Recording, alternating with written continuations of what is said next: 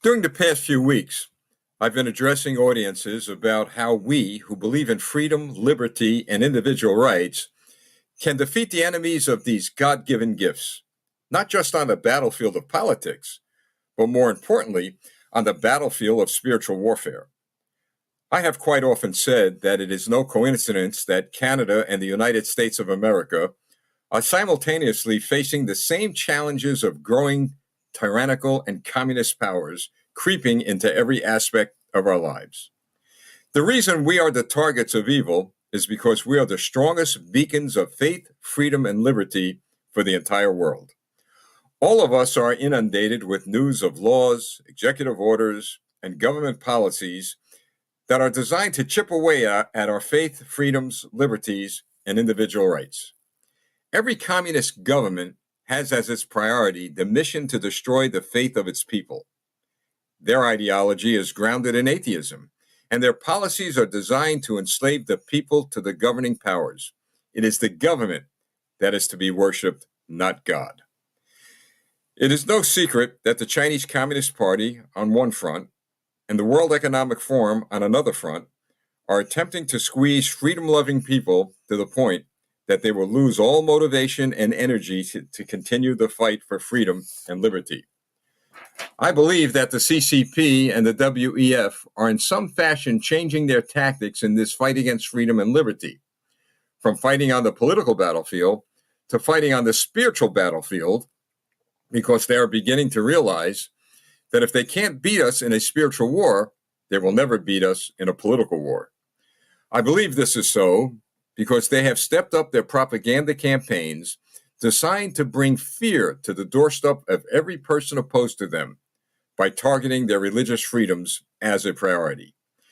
The weapon they are using is fear. Replace their faith with fear and paralyze them to a point where the people dare not even think of fighting them. That is exactly what they are trying to do. They are changing their tactics because the reality is they fear the people. Yes, they fear you, they fear me, they fear anyone who is opposing them and is fighting to preserve their freedom and liberty. They see the worldwide uprisings against the WEF and CCP. They see the unity of the people in the United States and Canada, and that wave growing power all across the globe. Power of what? Power of the people. Know this, don't expect the media and others to show you in any way, shape, or form the true power of the people. The fact is, they know those of us who are fighting to preserve our faith, freedoms, and liberties far outnumber them by the millions. And they also know that we have a mighty and powerful weapon that they must take from us to defeat us. That weapon is our faith in God, the Word of God, and the sword of the Spirit. They also know that every tyrant and government in the history of mankind that turned from God and toward tyranny and evil was not only defeated by the people who refused to surrender their faith, freedom, and liberty, but they were destroyed by the very God they opposed.